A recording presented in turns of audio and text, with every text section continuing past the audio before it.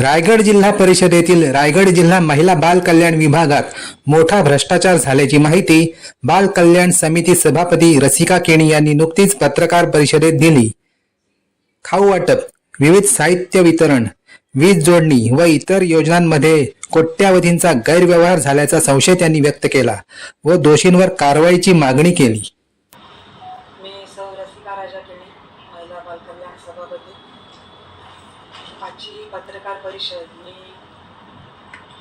या खात्यात चाललेल्या भ्रष्टाचाराची माहिती सर्वसामान्य जनतेला कळावी यासाठी आयोजित केलेली आहे।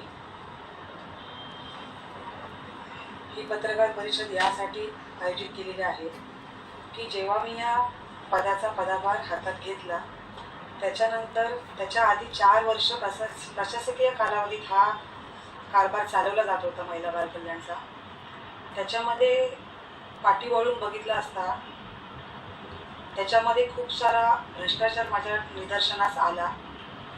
म्हणजे भ्रष्टाचार आता म्हणाल तर कसं, तर या खात्यामध्ये रायगडमधला एकही ठेकेदार नसून सर्व बाहेरील ठेकेदार येऊन इथे काम करत आहेत। आणि त्याच्यामध्ये तुम्ही बघाल तर आज 1800 अंगणवाड्यांपैकी 714 अंगणवाड्यांमध्ये वीज जोडणीच्या प्रमा काढलेल्या आहेत आणि 15 डिसेंबर 2025ला ह्या डिसेंबर, जानेवारी, फेब्रुवारीमध्ये या काढलेल्या गेलेल्या आहेत आणि त्याची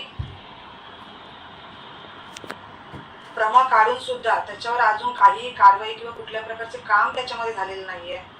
मला वाटतं या खात्याच्या HOD निर्मला कुचिक मॅडम यांनी तालुका लेवल अधिकाऱ्यांना हाताशी घेऊन, तुम्ही या फाईल बघू शकता, या फाईल झालेल्या आहेत आणि त्या फाईल करून सुद्धा त्याच्यावर कुठल्याही कामाची अंमलबजावणी केलेली गेलेली नाही आहे आणि त्याच प्रकारे न काम करता बिलं खाण्याचा हा मला थोडासा वास इथे येतो आहे। आणि मी या खात्याचा पदाभार स्वीकारल्यानंतर सर्वसामान्य जनतेला यातली माहिती मिळावी तुमच्या माध्यमातून, यासाठी मी आज पत्रकार परिषद घेतली। प्रकारचा निकृष्ट दर्जाचा खाऊ आपल्याला तिथे दिला जातो आणि जीबीच्या मीटिंगच्या दरम्यान मला बऱ्याचशा जिल्हा परिषद मेंबरांनी हा प्रश्न विचारला होता, तेव्हा मी सांगितलं होतं की मी आत्ताच या पदाचा पदाभार घेतलेला आहे, याच्यावर मी पूर्ण चौकशी करेन की त्याच्यात कुठून कशा प्रकारचा खाऊ येतो आणि खरंच तो खाऊ निकृष्ट दर्जाचा आहे की तो लहान मुलं न खाता तो खाऊ कचऱ्याच्या कुंडीत पाहायला मिळतो। की तो खाऊ जो येतो तो तुपात चांगल्या प्रकारे केला तर त्याचे लाडू वगैरे ते पौष्टिकता आहे त्याच्यात, म्हणजे तत्व, विटॅमिन्स वगैरे। पण माझा प्रश्न त्यांना असा होता की जर आपण तो गरीब मुलांना जर तो खाऊ देत असो तर 1000 आणि 1500 लिटरचा तूप त्यांनी कुठून आणावं, हा माझा त्यांना मोठा प्रश्न। त्याचं मागणी करणारच आहे की ह्याच्यामध्ये खाऊमध्ये हा मोठा प्रकारचा जो भ्रष्टाचारच म्हणावा लागेल की एवढा निकृष्ट दर्जाचा खाऊ तो येतोय आणि विनाकारण सरकारचा पैसा याच्यामध्ये वेस्ट जातो। त्याच्याबद्दल त्यांना थोडंच द्या पण चांगलं द्या असं माझं सरकारला म्हणणं असेल।